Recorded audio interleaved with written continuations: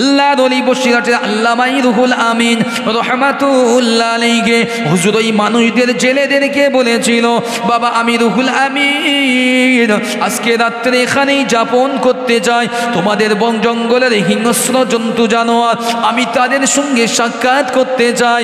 তার জীবনীর ভিতরে এসেছে আল্লাহ কথা শুনে ওই গ্রামের মানুষগুলো যেন নতুন করে হকচকিয়ে গেলেন।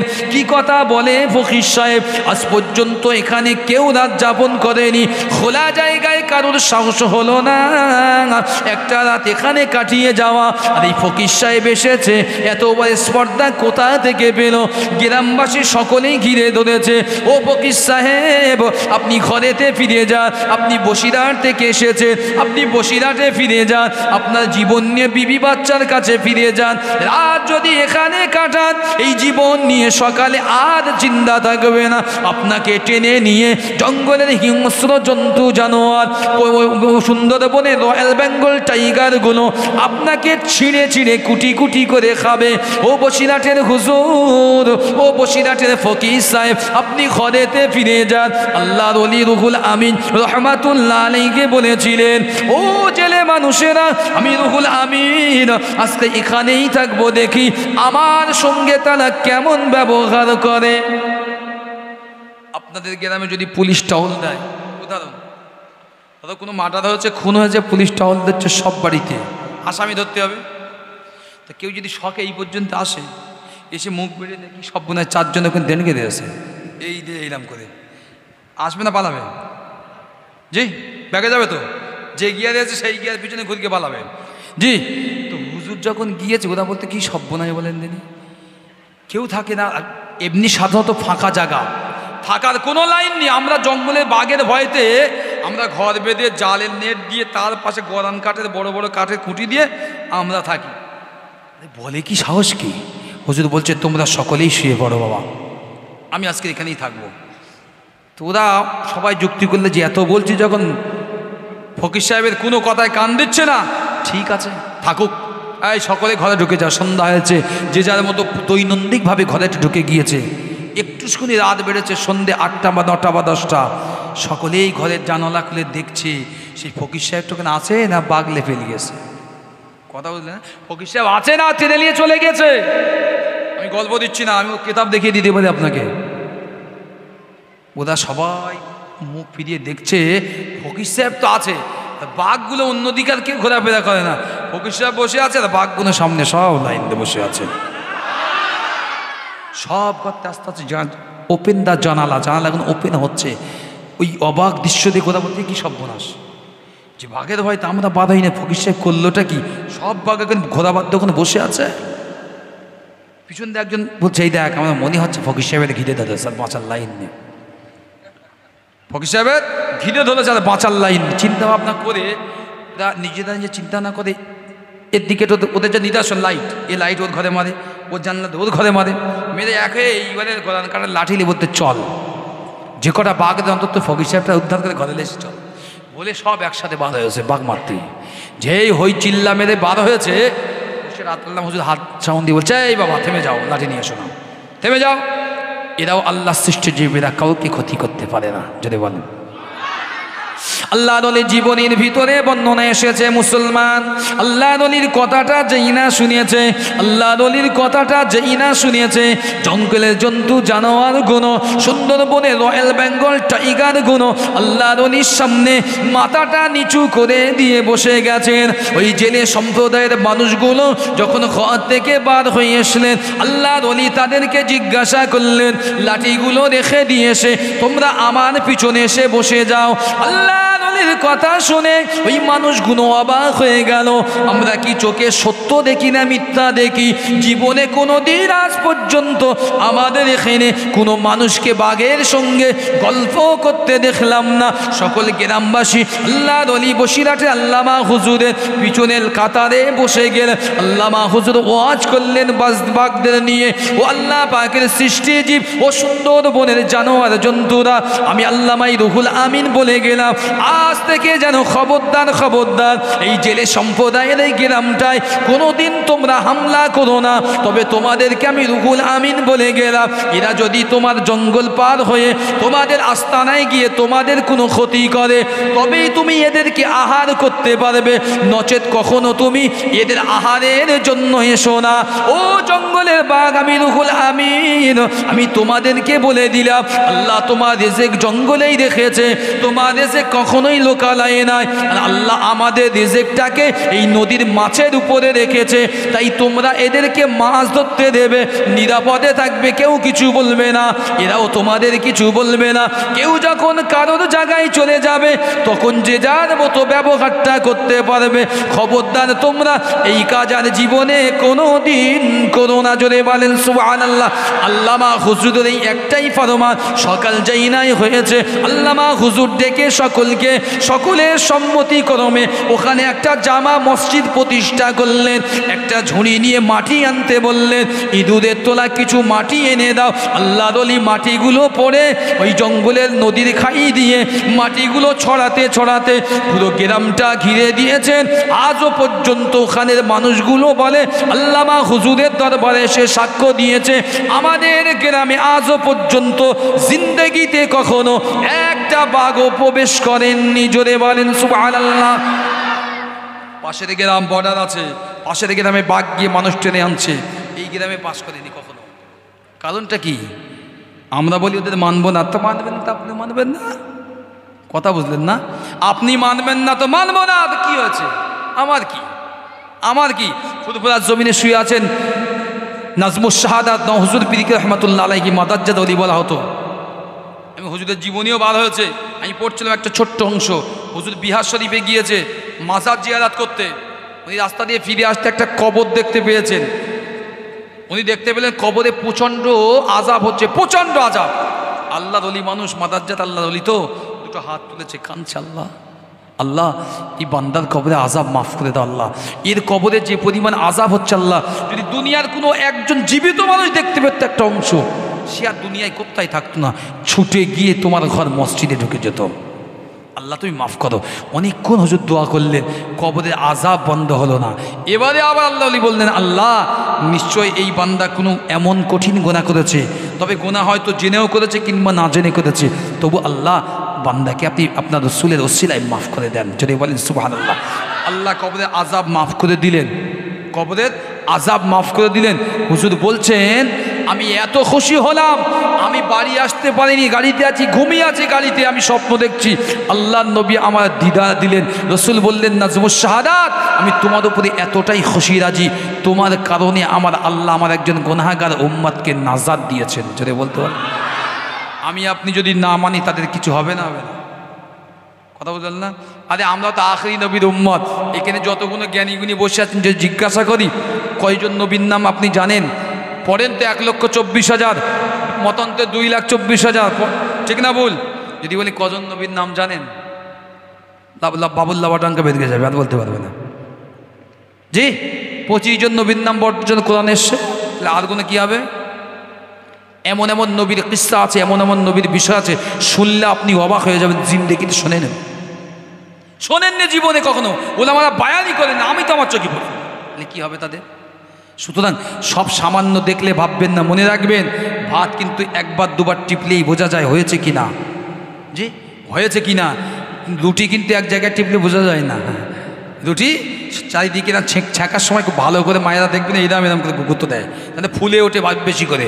সব জিনিস এক জায়গায় মেলাবেন না বাপ, সব জিনিস এক জায়গায় মেলালো হয় না, সব জিনিস কখনোই এক হতে পারে না। আল্লাহ আমাদের সকলকে কবুল করুক, সকলেই বলি আল্লাহুম্মা আমিন। দরুদ শরীফ আল্লাহুম্মা।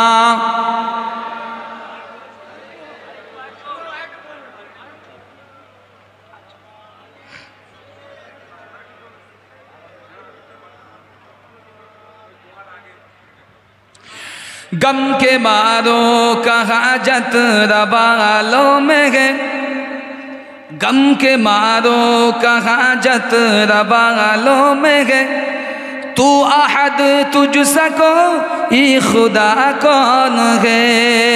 जोरे बोलें और एक चिल्ले बोलें सुबहान अल्लाह।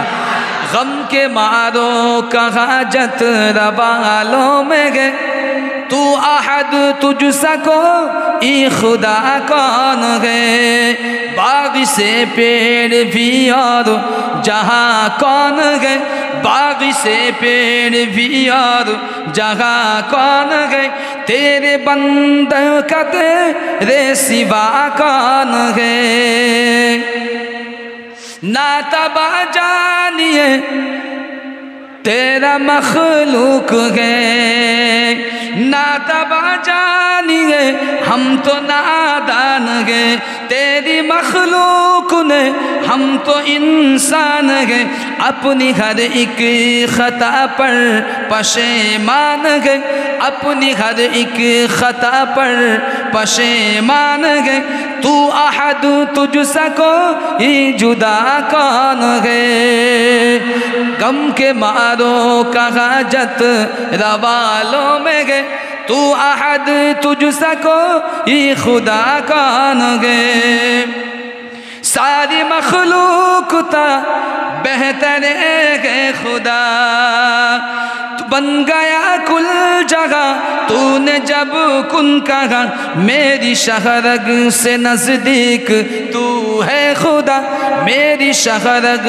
से नजदीक तू है खुदा तुझसे सारे जगह में जुदा कौन है जुदे बोलें सुभान अल्लाह और एक चिल्ले बोलें सुभान अल्लाह तू अजीम शफा तू अता ही अता तेरा महबूब को नैन शम्सु दुहा और शाही मोहब्बत में जकड़ा हुआ और शाही मोहब्बत में जकड़ा हुआ तेरे बिन इश्क में बेवफा कौन है गम के मारो कहाँ जत रवालों में गए तू अहद तुझसा कोई खुदा कौन है बाग से पेड़ भी और जहाँ कौन है तेरे बंदों का तेरे सिवा कौन है अल्लाहुम्मा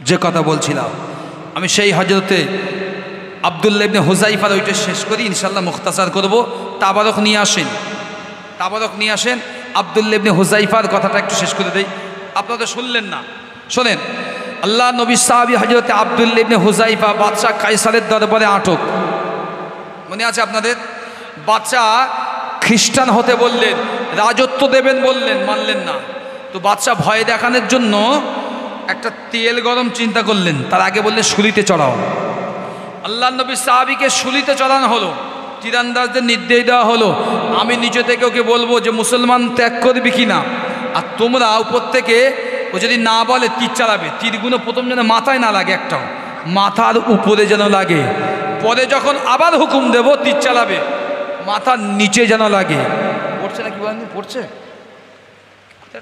পড়ছে মনে হচ্ছে পড়ছে না তো আমার মনে হচ্ছে আমার গায়ে পড়তে কি বুঝতে পারছি না যাক সংক্ষিপ্ত করি তো তীরের প্রয়োগটাও করা হলো আল্লাহ নবী সাহাবীর ঈমান থেকে সামান্য বিচ্যুতি ঘটানো গেল না ফাইনালি বাদশা কায়সার সৈন্যবাহিনীকে নির্দেশ দিলেন জাল্লাদকে যাও বড় ঘর তেলের কড়াই নির্মাণ করা হলো তেল দেওয়া হলো ফুটন্ত হলো তিনজন সাহাবীকে নিয়ে যাওয়া হলো দুজনকে খাব্বাবের হযরতে আব্দুল্লাহ ইবনে হুযাইফা হুজুরের সামনে ধরেই কড়ার ভিতরে ফেলে দেওয়া হলো দুনিয়ায় আমরা সাধারণত ফ্রাই খাই ফ্রাই তেলে দিলেই ফ্রাই হয় তো আল্লাহ নবী দুইজন সাহাবীর সাথে সাথে ফ্রাই হয়ে গেল মাংস গোস্তটুকু একদিকে হাড্ডিটা ভেসে উঠল হযরতে আল্লাহ নবী আরেকজন সাহাবী সেনাপতি উনি কাঁদছেন ঝরঝর করে আব্দুল্লাহ ইবনে হুযাইফা হুজুর যেই না কাঁদছেন বাদশা বললেন একেও মেরে দাও বলে চলে যাচ্ছেন আব্দুল্লাহ ইবনে হুযাইফা হুজুর কাঁদছেন একজন সৈন্য ছুটে গিয়েছেন বাদশা কাঁদছে বাদশা বলে কাঁদছে মানে ভাব ভালো নিশ্চয়ই একটু এদিক ওদিক হয়েছে বাদশা দৌড়ে এসে বলছে শোনো কি হয়েছে তুমি কাঁদছো কেন তুমি কি দিন থেকে ছেড়ে দেবে তো আচ্ছা আমি এই জন্য কাঁদছি না তাহলে কাঁদছো কেন আমার চোখের সামনে দেখলাম দুজন ভাইকে মেরে দিলে তুমি তো আমি বললাম যে আমাকেও যদি দোয়া হয় এক্ষুনি সামান্য কয়েক সেকেন্ড সময় লাগবে আমার জীবন পাখিটা উড়িয়ে যেতে আল্লাহর কাছে, কিন্তু এ মরণটা আমার পছন্দ নয়। আমার গায়ে আল্লাহ যতটা লোম দিয়েছে সেই লোম অনুযায়ী যদি আমার জীবন হায়াত দেওয়া হতো ততবার আমি আল্লাহ রাস্তায় মরাটাকে শহীদ হওয়াকে পছন্দ করতাম। আল্লাহ নবীর কলিজা টুকরা সাহাবী হযরত আব্দুল্লাহ ইবনে হুযায়ফা, এই নওজওয়ানেরা, যুবকেরা, কিতাবের ভিতরে এসেছে আল্লাহ নবীর ওই সাহাবাকে ডাকা হতো। আল্লাহ নবী সাহাবারা বলতেন ওর কপালেতে একবার চুম্মা খেয়ে নাও, ওর কপালেতে একবার চুম্মা দিয়ে দাও, কারণ ওর এত সুন্দর বুদ্ধি, এত ইমানের ধৈর্যের পরিচয় দিয়েছিলেন।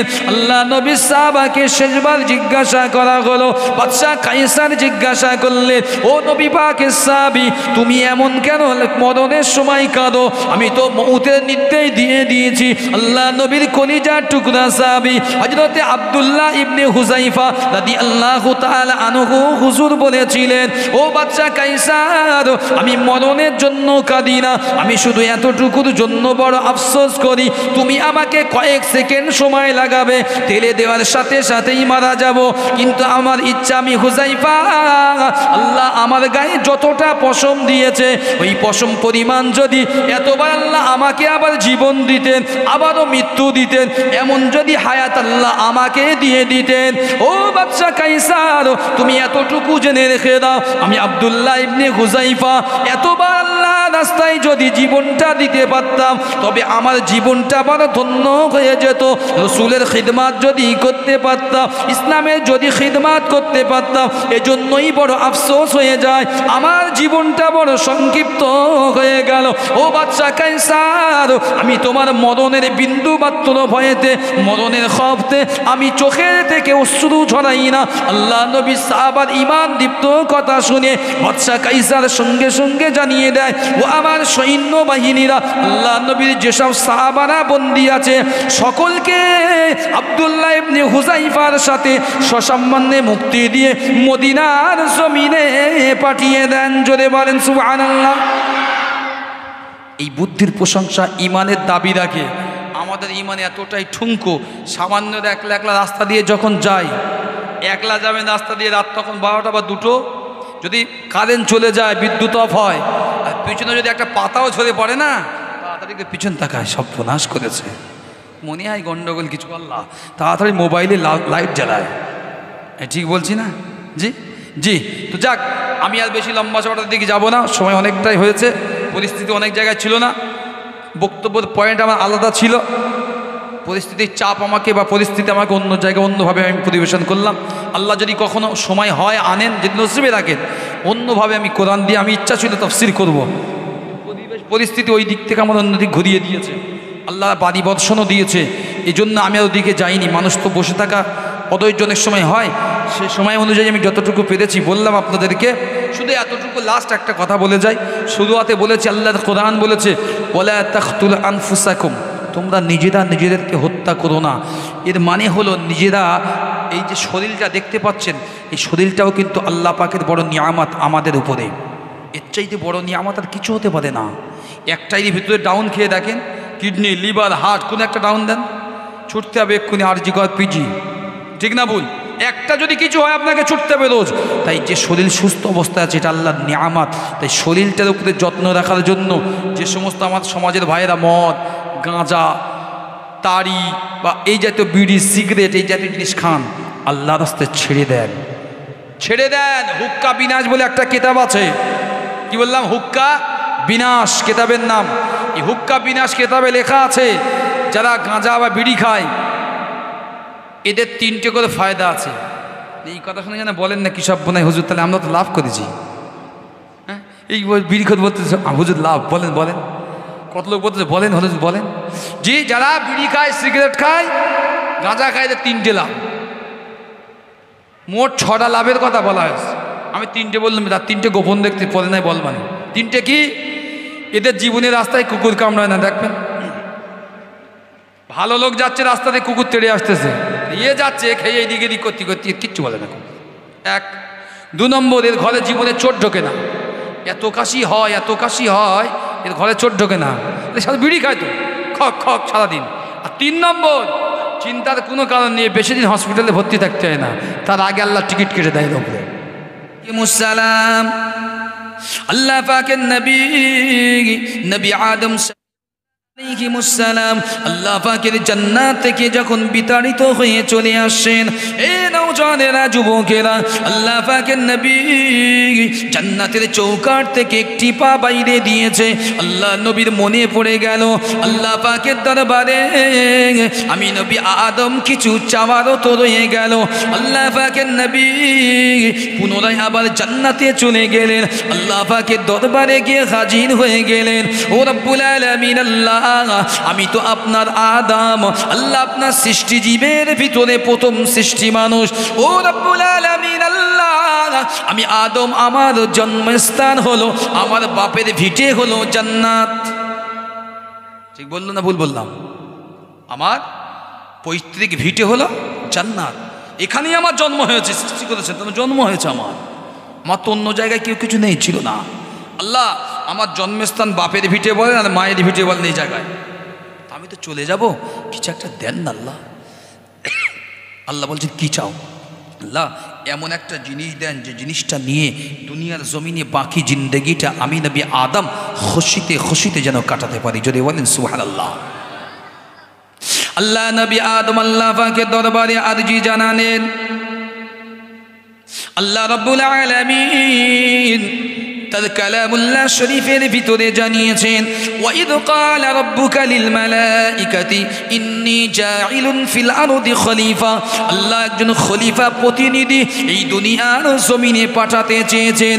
আল্লাহ নবী আদম আল্লাহ পাকের দরবারে জানিয়ে বলেছিলেন, ও রব্বুল আলামিন, আল্লাহ আমি আদম দুনিয়ার জমিনে চলে যাব। আল্লাহ আমার থেকে দুনিয়া শুরু হয়ে যাবে, কিন্তু আমি দুনিয়ায় চলে যাওয়ার আগে আমার বাপের ভিটে থেকে অর্থাৎ আপনার জান্নাত থেকে এমন একটা জিনিস আমাকে দেন, যে জিনিসটা নিয়ে আমি নবী আদম দুনিয়ার জমিনে আমার ছেলে মেয়ে নাতি নাতনিদের নিয়ে পরবর্তীকালে খুশি খুশি জিন্দেগি যেন কাটিয়ে দিতে পারি। আল্লাহ রাব্বুল আলামিন হুকুম দিয়েছে, আল্লাহর কোরআন জানিয়েছে, الذين آمنوا وعملوا الصالحات كانت لهم جنات الفردوس نزلا। একটু জোরে সুবহানাল্লাহ বলা গেল না? এই আল্লাহর কোরআনের আয়াত শুনে যদি অন্তর থেকে সুবহানাল্লাহ না আসে, তা কার কথা বলবো আমি? তসলিমা নাসরিন বোঝেন না? বুঝি না? এই দুনিয়ায় না আমরা যে যতই চাই করি, যত বাড়াবাড়ি করি, কথায় আছে না একটা একদম আমাদের গ্রাম্য অঞ্চলের ভাষায়, বাপের উপরেও বাপ থাকে। এই থাকে না? বুঝি জি থাকে না? এই আপনাদের এদিকে না ওই মুরগি বা মোরগ পোষা হয়, কথা বলেন, পোষা হয়। এই কী বলে ওই যে জায়গাটা থাকে, খোল্লা। তো খোল্লা আপনাদের এখানে, আমার 24 ডোব বলে। কী বলে বললাম? ডোব বলে। কেন উদাহরণটা দিচ্ছি বোঝেন তো। এক ভদ্র মহিলার মুরগি বা মোরগ, সে জীবনে ওই ডোবে ওঠে, খোল্লায় ওঠে না। ও খোল্লায় জীবনে ওঠে না।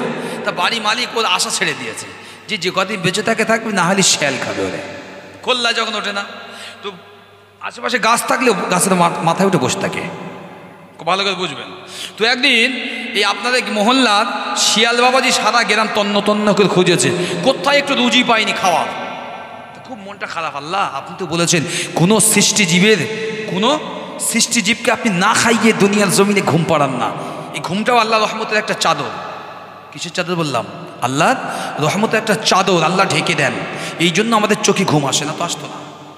কোটিপতিরা না লাখ লাখ টাকা খরচ করে ডাক্তার বাড়ি গিয়ে ঔষধ কিনে বড়ি খেয়েও ঘুম আসে না। দেখেন ভ্যান চালিয়ে সারাদিন পর এসছে, শুয়েছে, আর কোনো খবর নেই। 8টা মশা কেমড়েছে, জীবনে ডেঙ্গু হয়নি। দিয়ে এসি চালিয়ে মশারি খাটিয়ে ঘুমিয়েছে, একটা মশা মনে কেমড়েছে, ডেঙ্গি 4 দিন ভর্তি হসপিটালে। ওই দিয়ে না, বুঝতে পারছেন না? যা মাল মেরেছে ভেতরে সব হারাম দিয়েছে। আর ও আল্লাহর হারাম সব বাদ করতেছে আল্লাহর থেকে, চালিয়ে চালিয়ে কষ্ট করিয়ে। কথা বুঝবেন তো? ও যখন শিয়াল বলছে আল্লাহ না খাইয়ে তো রাখেন না, আমার সারাদিন ভোকা, সারা রাতও ভোকা, দিনের বেলা আল্লাহ বার হতে পারেননি। মানুষ এমন বুদ্ধিমান, গেলেই পিটিয়ে মারে, তাড়িয়ে মারে। রাতের বেলা বার হয়েছি, আল্লাহ সারা রাত চলে গেল, এখন ভোর হয়ে গেল, কিছু খাদ্য জোগাবেন না। ঠিক এই অবস্থায় গিয়েছে, মসজিদে মুয়াজ্জিন আজান দেশ, কথা বুঝলেন না? মসজিদে মুয়াজ্জিন সে আল্লাহু আকবার যেই বলেছে, ও তো একটা ছোটোখাটো মুয়াজ্জিন, আমাদের কথা না, রাসূল বলেছেন মোদক ছোটোখাটো মুয়াজ্জিন, ও আর সহ্য করতে উপর থেকে আওয়াজ দেওয়া স্টার্ট করতেছে, দ্বিতীয় আজান দেওয়া স্টার্ট করতে, সানি আজান, চপ করে দাঁড়িয়ে গেছে। বাহ আল্লাহ, আমি জানি তুমি আমার রুজি না দে জীবনে থাকতে পারবে না। ও আল্লাহ শুকরানা আদায় করছে, আল্লাহ জায়গা রুজি মিলিয়ে দিয়েছে। ও চুপ করে গাছের নিচে বসে রয়েছে। মোদক ওখান থেকে চেয়ে দেখতে সর্বনাশ আমার রাজদাইয়ের নিচে, আল্লাহ বাজাবে না, ভালো করে বোঝেন, আর লাভবো না আমি ওখান থেকে। সহ্য করতে ধৈর্য তো বাদ ভেঙে গেছে। শিয়াল বলছে, কি মুয়াজ্জিন ভাই নিচে নামো, জামাত করার ইচ্ছা নেই? নামো, অনেক সময় হয়তো আজান দিয়েছো, এবার নামো। কখন তো দাঁড়িয়ে রয়েছি জামাত করবো বলে, কিচ্ছু বলে না, কোনো উত্তর দেয় না। বেশ কিছুক্ষণ পরে ফর্সা ফর্সা ভাব এসছে, দূরে ছিল একটা কুকুর শুয়ে। এই কুকুর শিয়ালের বন্ধু না কি শত্রু? ও বলে, তাই তো, কার গলে রাজ পাচ্ছি? ও গা ঝাড়া মেরে উঠেছে, উঠে দেখে হ্যাঁ এ তো সেই আমার খাদ্য, সবে গুটি গুটি পায়ে এগিয়েছে। শিয়াল পিছনে ফিরে দেখি সর্বনাশ, আমার রাজদাই লেগেছে, আস্তে আস্তে চলে যাচ্ছে। উপর থেকে সেই মোদক ঠিক খেয়াল রেখেছে, কিন্তু ও তখন পিছনে বলতেছে, কি শিয়াল ভাই চলে যাচ্ছ কেন?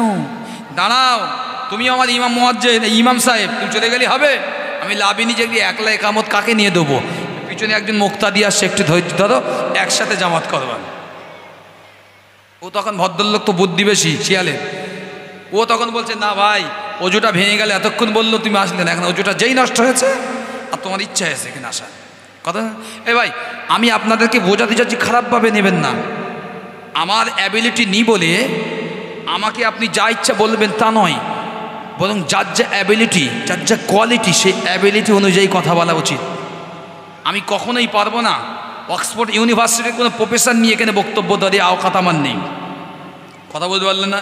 কিন্তু কোরআনের কোন রাবি, হাদিসে কোন রাবি এই হাদিসটা বর্ণনা করেছেন, এটা আমি বলতে পারবো, কথা বলতে, এটা আমি বলতে পারবো। সেই জন্য হাতুড়ে ডাক্তারের দিয়ে যদি বড় বড় অপারেশন সম্ভব হতো, জীবনে কোনো দিনই বড় বড় সার্জন জন্ম নিত না, কথা বুঝছেন? ওই জন্য সতর্কবার্তা আমি আপনাকেও দিই একটু করি, খারাপ আমার নেবেন না, নিলেও আমার কিছু করার নেই। সব জায়গায় কিন্তু সব কিছু থাকে না, শিক্ষার ভিতরে সব জ্ঞান আসে না, শিক্ষার পরেও একটা জ্ঞানের জগৎ আছে, যে জগতে পদার্পণ করবেন তবে আপনি জ্ঞান পাবেন। এবার আসুন, আমি আল্লাহ নবীর কথা বলছি না, আব্বাজান আদম শাফিউল্লাহ মনে আছে? পানি বৃষ্টি অবিরাম চলছে, একবার দরুদ শরীফ আল্লাহুম্মা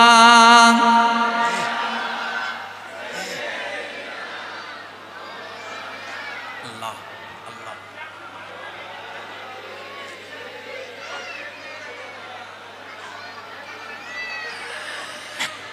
सरकार आ रहे हैं, सरकार आ रहे हैं, सरकार आ रहे हैं, सरकार आ रहे हैं। जो दे बोलें सुभान अल्लाह। सरकार आ रहे हैं, सरकार आ रहे हैं, सरकार आ रहे हैं, सरकार आ रहे हैं। कुदरत ने आज अपने, कुदरत ने आज अपने जलवे दिखा दिए हैं, उम्मत से मुस्तफ़ा की पर्दा उठा दिए हैं। सरकार आ रहे हैं, सरकार आ रहे हैं, सरकार आ रहे हैं, सरकार आ रहे हैं।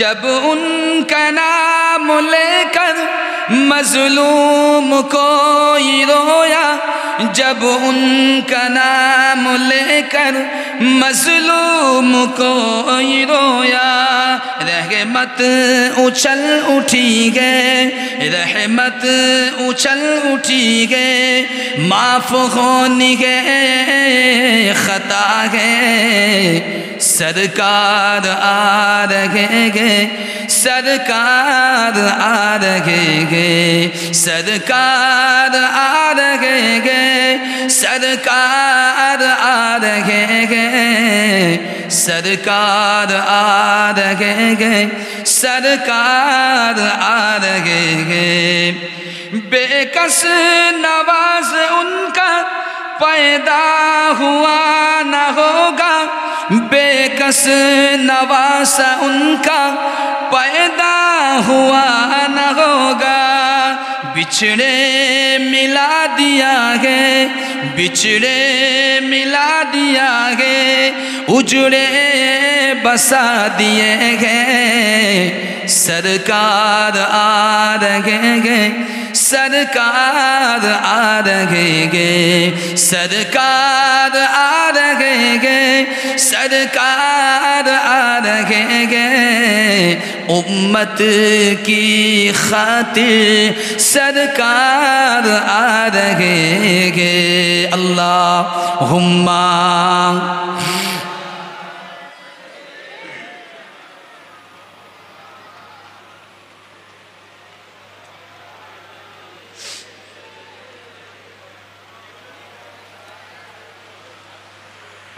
मुसलमान नौजवानेरा, जुबकेरा, छेलेरा, बच्चारा, अल्लाह पाकेर नबी हजरते नबी अब्बाजान आदम शफीउल्लाह अलैहिमुस्सालाम अल्लाहर काছে রোনাজারি করে আরজি জানিয়ে দিলেন। আমার আল্লাহ পাক তার কালামুল্লাহ শরীফের ভিতরে জানিয়ে দিলেন, ইন্নাল্লাযীনা আমানু ওয়া আমিলুস সালিহাতি কানাত লাহুম জান্নাতুল ফিরদাউসি নুজুলা। এ নবী আদম, আমার জান্নাতুল ফিরদাউসে নুজুলায় চলে যান। ওই জান্নাতুল ফিরদাউসে নুজুলায় গিয়ে দেখেন, নুজুলার এক কোণে আমি আল্লাহ পাক একটি সাদা পাথর রেখে দিয়েছি। এ নবী আদম, ওই সাদা পাথরটা নিয়ে তুমি দুনিয়ার জমিনে খুশিতে খুশিতে চলে যান। জোরে বলেন সুবহানাল্লাহ। আল্লাহ পাকের নবী নবী আদম শফিউল্লাহ যখন ওই জান্নাতি পাথরটা হাতে নিয়ে আল্লাহ পাকের দুনিয়ায় চলে আসবেন, হঠাৎ পিছন থেকে আমার আল্লাহ আবারও ডাক দিলেন, এ নবী আদম, একবার শুনে যাও, শুনে যাও, তোমাকে যে পাথরটা দিলাম, তোমাকে যে পাথরটা দিলাম, ওই পাথরটা দুনিয়ার জমিনে গিয়ে যেখানে সেখানে পাথরটা রেখে দিও না, অত্যতত্ত্ব জায়গায় রেখো না, কোনো ময়লা আবর্জনা জায়গায় যেন রেখো না। আমার আদম শফিউল্লাহ বলেছিলেন, ও রব্বুল আলামিন আল্লাহ, এই পাথরটা যেখানে সেখানে রাখবো না, এই পাথরটা ময়লা আবর্জনায় রাখবো না, তবে পাথরটা আমি নবী আদম আমি দুনিয়ার কোথার কোন জমিনে রাখবো। এবার মূল থিওরি শোনেন। আপনারা হাজী সাহেব অনেকে আছেন, হাজী সাহেব আছেন না অনেকে? এই হজ করতে গেলে আল্লাহ নবীর মৌলুদুন নবী শরীফ যেখানে, অর্থাৎ রাসূলুল্লাহ জন্ম নিয়েছেন যেখানে, ঠিক তার পিছনে অবস্থিত পাহাড়টার নাম কি মনে আছে? জি, আবু কুবাইস। শোনেননি? জান্নাতি একটা পাথরের পাহাড়। আহা, আবু কুবাইস নামক পাহাড়, যেখানে রাসূল জন্ম নিয়েছেন তার পাশেই পাদদেশে, অর্থাৎ রাসূলুল্লাহর যে জন্ম নেওয়া ঘরটা সৌদি সরকার একটি লাইব্রেরি বানিয়ে দিয়েছেন, গ্রন্থাগার, ওর পাশেই অবস্থিত আবু কুবাইস পাহাড়। আমি কিন্তু কোনো ওই চটি চাটকা বই থেকে আপনাকে ইতিহাস বলছি না, আমি হাদিস থেকেই বলছি ইতিহাস। যদি আপনাদের বলার মতো বোঝার মতো কিছু থাকে বুঝে নেন আমি কি বলছি, যেহেতু এগুলো হাদিসের মূল এবাদতের এক একটা বিষয়, এই ছোটোখাটো জিনিস বলছি না। তো আবু কুবাইস নামক পাহাড়, নবী আদম বললেন, আল্লাহ আমি যে পাথরটা নিয়ে যাব, আপনি বললেন যেখানে সেখানে রাখবেন না, কারণটা কি আর কেন, কোথায় রাখবো? আল্লাহ বললেন, দুনিয়ার জমিনে গিয়ে আবু কুবাইস নামক পাহাড়ের পাদদেশে এই পাথরটাকে স্থাপন করে দিও। একবার যদি বলতে পারলেন না, আর একটু চিল্লে বলা গেল না সুবহানাল্লাহ? নারে তাকবীর, নারে তাকবীর।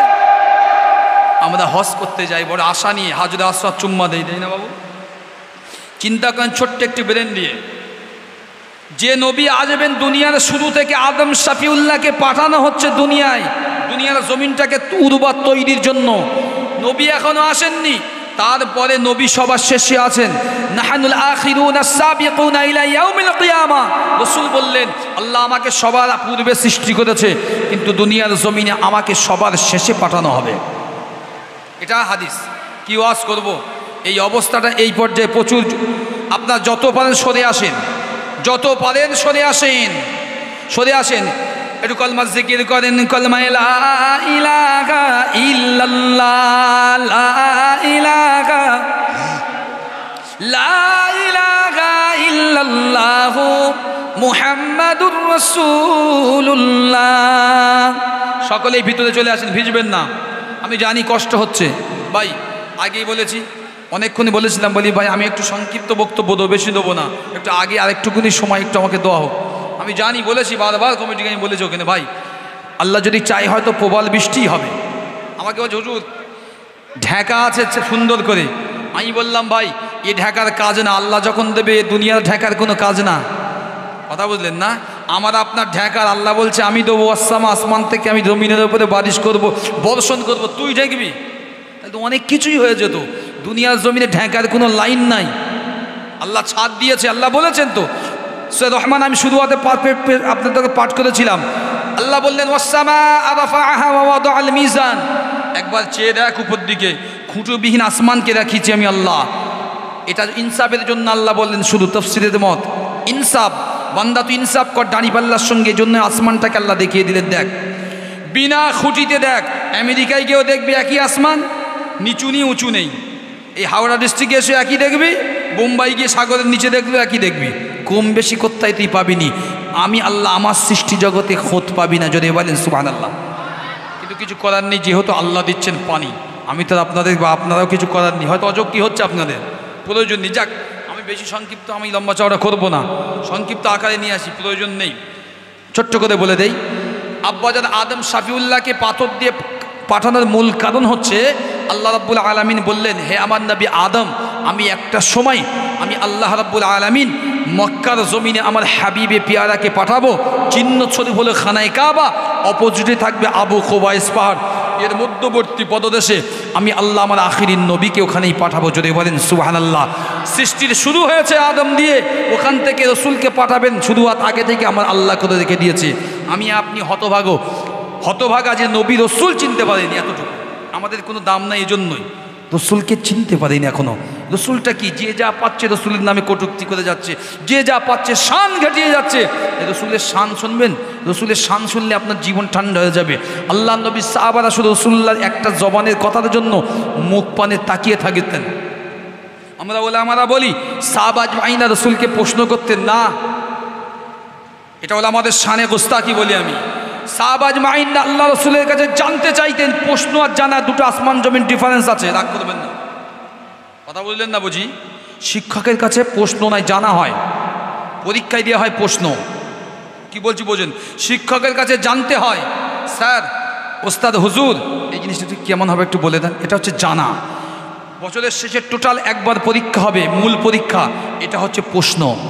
আল্লাহ নবী সাহাবারা প্রশ্ন করতেন না, জানতে চাইতেন, ইয়া রাসূলুল্লাহ হাবিবাল্লাহ এই বিষয়টা আমরা জানি না, একটু আমাদেরকে বলে দেন। ওলামারা বলে ফেলি আমরা রসুলের কাছে প্রশ্ন করতেন মাঝে মাঝে না, জানতে চাইছেন। এমন এমন মাসলা মাসাইল বিষয় আল্লাহ নবী সাহাবেরা বলতে পারতেন না লজ্জায়, অন্যজনের বিষয়ে ভায়া হয়ে আর একজন জিজ্ঞাসা করতেন রসুলের কাছে। আপনি শান বলছেন। আল্লাহ নবীর সাহাবা একজন ছোট্ট একটা কথা উদাহরণ দেয়। আল্লাহ নবীর একজন সাহাবার কথা বলছি, খুব নগণ্য সাহাবী, কি বলবো আপনাদের কাছে। হযরতে আব্দুল্লাহ ইবনে হুযায়ফা রাদিয়াল্লাহু তাআলা আনহু, তার গ্রামের লোক কেউ চিনত না, দামও দিত না, কিন্তু আল্লাহ কয়েক বছরের ভিতরে এই মানুষটাকে, বান্দাটাকে এত ইজ্জতদার করে দিয়েছেন যে গোটা গ্রামের লোক তথা আশেপাশের সমস্ত লোক আব্দুল্লাহ ইবনে হুযায়ফাকে দেখলে কদমের আগে সালাম জানাতেন। জোরে বলতে পারলেন না? করলেন কি উনি? করলেনটা কি? একবার গেলেন বাদশাহ পারস নাজ্জারির কাছে, আর একবার গেলেন কায়সারের কাছে। নাজ্জারির কাছ থেকে রাসূলুল্লাহ পয়গাম দিয়ে ফিরে আসলেন, আর সম্রাট কায়সারের কাছে গিয়েছে। লোহমঞ্চের ছোট্ট একটি কথা শোনে, আয়াতুস সাহাবার ভিতরে এসেছে। আল্লাহ নবী হযরত আব্দুল্লাহ ইবনে হুযায়ফা রাদিয়াল্লাহু তাআলা আনহু এবং কয়েকজন সাহাবাকে, হযরত উমর ফারুক রাদিয়াল্লাহু তাআলা আনহু হুজুর দিয়ে বলছেন, আমি রোমের সঙ্গে একটু যুদ্ধ করতে চাই, তোমরা যাও তো, কজন কি অবস্থা আছে একটু দেখে আসো। আর রোমান সম্রাট কাইসার ও সৈন্যদের বলেছে রাসূলুল্লাহ সাহাবাদেরকে মারবে না, অন্তত একজন সাহাবাকে জীবিত আমার কাছে নিয়ে আসবে, একটু দেখতে চাই। আল্লাহ নবী সাহাবীরা বর্ণনা করলেন, হায়াতুস সাহাবার ভিতরে এসেছে মুসলমান আল্লাহ নবীর কলিজার টুকরা সাহাবী হযরতে আব্দুল্লাহ ইবনে হুযায়ফা রাদিয়াল্লাহু তাআলা আনহু হুজুর আমার কয়েকজন সাথীদেরকে নিয়ে রোম সম্রাট বাদশা কাইসারের বিরুদ্ধে যুদ্ধ করতে গিয়েছেন। আল্লাহ নবী সাহাবারা জানতেন না বাদশা কাইসার আগে থেকেই ফাঁদ পেতে রেখেছে। আল্লাহ নবী সাহাবারা ওই যুদ্ধে কিছু করতে পারল না। বাদশার সাহাবীদের হাতে, বাদশার সেনাদের হাতে আল্লাহ নবী সাহাবীরা বন্দী হয়ে গেলেন। কয়েকজন সাহাবা আজমাইনকে ধরে বাদশা কাইসারের কাছে নিয়ে যাওয়া হলো। এই নওজওয়ানেরা, যুবকেরা, তার ভিতরে হযরতে আব্দুল্লাহ ইবনে হুযায়ফা রাদিয়াল্লাহু তাআলা আনহু হুজুর আছেন। আল্লাহ নবী সাহাবীর দুটো হাতে কড়া পরানো হয়েছে, পায়েতে বেড়ি দিয়ে শিকল পরানো হয়েছে। আব্দুল্লাহ ইবনে হুযায়ফা হুজুরকে নিয়ে বাদশা সম্রাট কাইসারের সামনে পেশ করা হলো। বাদশাহ জিজ্ঞাসা করলেন, তোমার নাম কি? আব্দুল্লাহ ইবনে হুযায়ফা। আল্লাহ নবী সাহাবা দাঁড়িয়ে বলেছিলেন, আমার নামই আব্দুল্লাহ ইবনে হুযায়ফা। বাদশাহ কাইসার জিজ্ঞাসা করলেন, ও হুযায়ফা, ও আল্লাহ নবী সাহাবীরা, তোমার কাছে আমার একটা প্রশ্ন আছে। তোমার কাছে আমি জানতে চাই তোমাদের ঈমানি শক্তি কোথা থেকে আসে? অল্প সংখ্যক সৈন্য নিয়ে হাজারো হাজারো লাখ লাখ সৈন্যদেরকে তোমরা ধূলিসাৎ করো। ও আল্লাহ নবী সাহাবী, আমাকে একটু তুমি বলে দাও তোমাদের এত জজবা ক্ষমতা কোথা থেকে আসে? তোমাদের সহযোগিতা কোথা থেকে পাও? তোমরা কার কাছ থেকে এত বেশি অনুপ্রাণিত হয়ে যাও? আল্লাহ নবী সাহাবা দাঁড়িয়ে বলেছিলেন, ও বাদশা সম্রাট, আপনি কি জানেন না আমরা হচ্ছে মুহাম্মাদুর রাসূলুল্লাহ সাল্লাল্লাহু আলাইহি ওয়াসাল্লামের সৈনিক, যে নবীর মুখটা একবার দেখলে সারাদিন ক্ষুধার যাতনা আমরা ভুলে যে আল্লাহ নবীর কদমে পড়ে যেতাম। ও বাদশা সম্রাট, আপনি প্রশ্ন করলেন কোন ঈমানি দ্বারা?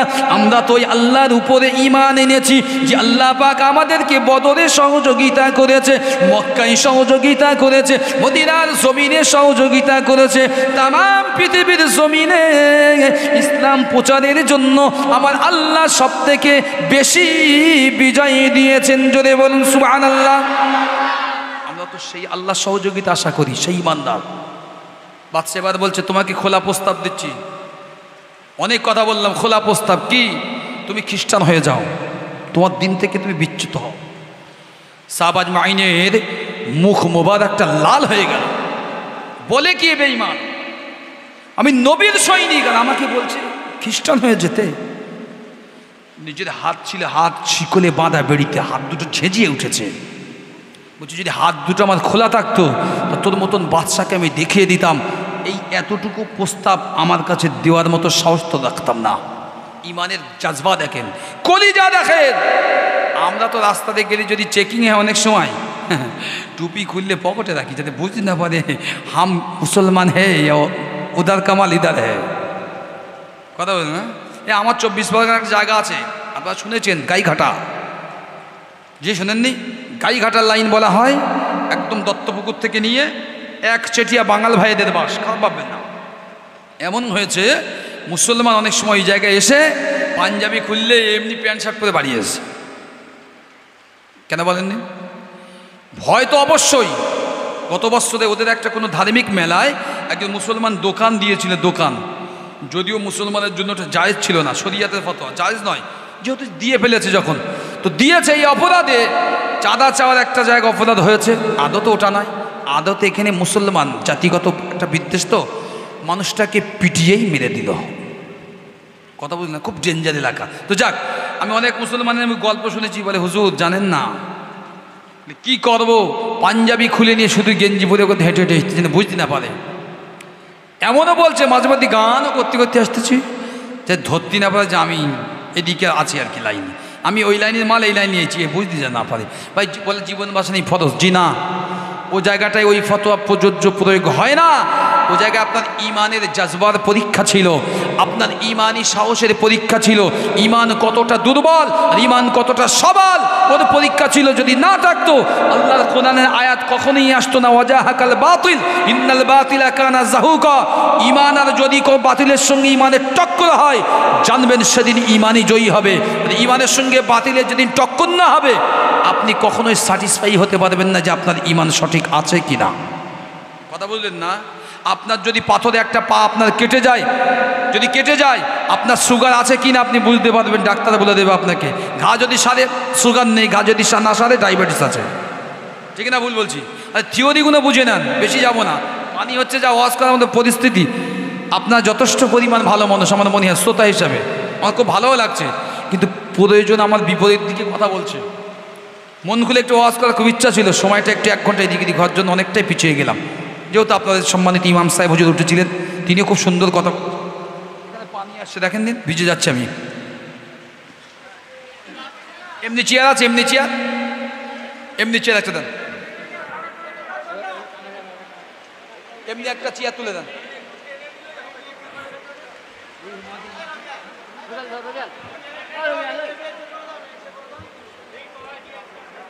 থাক থাক থাক থাক থাক, করার নেই। দুরূদ শরীফ আল্লাহুম্মা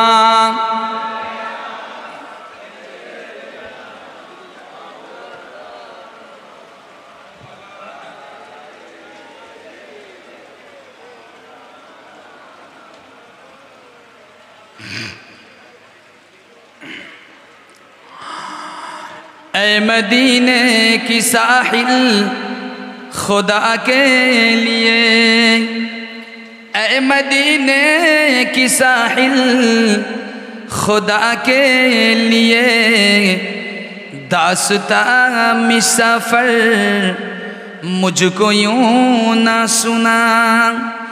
बात बढ़ जाएगी तो दिल तड़प जाएगा, मेरी पहताद आंसू छलक जाएगा। ऐ रसूल खुदा इतनी गे इल्तिजा, हम गरीबों को मदीने बुला लीजिए। अल्लाहुम्मा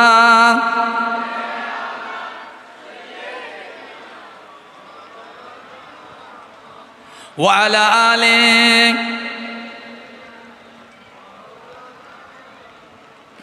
মুসলমান নওজওয়ানেরা, যুবকেরা, ছেলেরা, বাচ্চারা, আল্লাহ নবীর কলিজার টুকরা সাহাবী হযরতে আব্দুল্লাহ ইবনে হুযাইফা রাদিয়াল্লাহু তাআলা আনহুর জবাবটা এভাবেই ছিল, ও বাদশা কায়সার, তুমি যদি আমাকে একবার জঞ্জিরটা খুলে দিতে, তুমি আমাকে বেঈমান হওয়ার প্রস্তাবটা যে দিয়েছো, তোমার এই স্বাদ আমি মিটিয়ে দিতাম।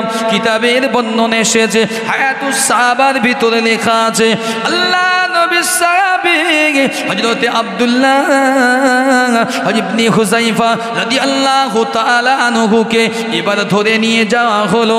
বাদশা কায়সার আবারও প্রস্তাব দিলেন, ও আল্লাহ নবী সাহাবী, আমি তোমাকে লোভনীয় প্রস্তাব দেই, শোনো, তুমি যদি খ্রিস্টান হয়ে যাও, সেই সাথে আমি আমার রাজত্বের একটা অংশ তোমার নামে লিখে দেব, আমি আমার প্রদেশের রাজা তোমাকেই বানিয়ে দেব।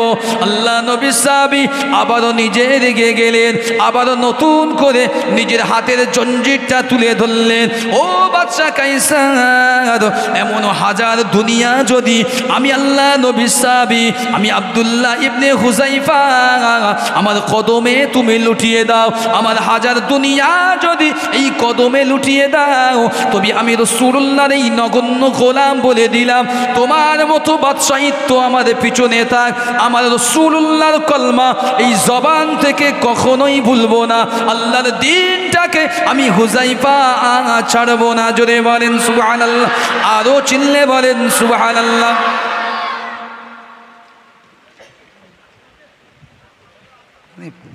কি হচ্ছে বুঝতে পারতেছি না, এই পিছনে সমস্যা, সে না পেতেছি বুঝতে ভাই, না পেতেছি ছাড়তেছি, এ মহা জ্বালা। কথা বুঝলেন না? এই খারাপ ভাববেন না, আমি বলছি বলে মহাজালা থাক, মহাজালা বুঝতে পারলেন না হয়তো।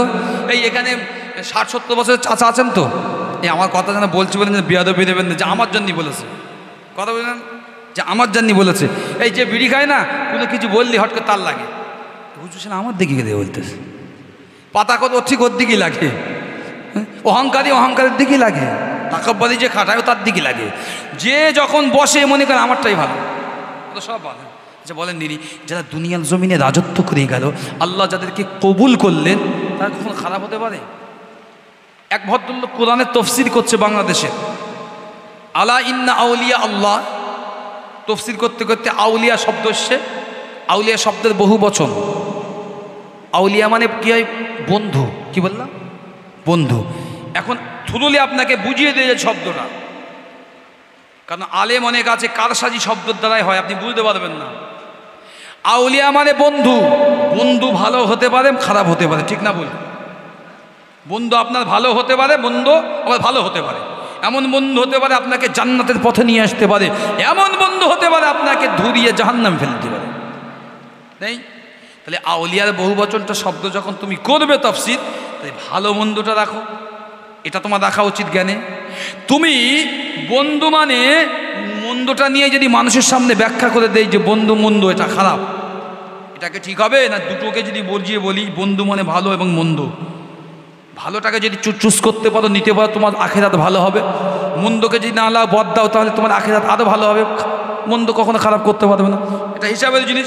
ও গাধা, আমি গাধা বলে বলছি, তফসির করতে করতে শুধু খারাপটাই বলছে, ভালোটাও বলে না। কথা বলতে পারলেন না? কিছু শ্রোতা বুঝিয়ে গেল হুজুর ঠিক বলেছে, একদম হুজুর মিথ্যে বললি, একদম 100% ঠিক।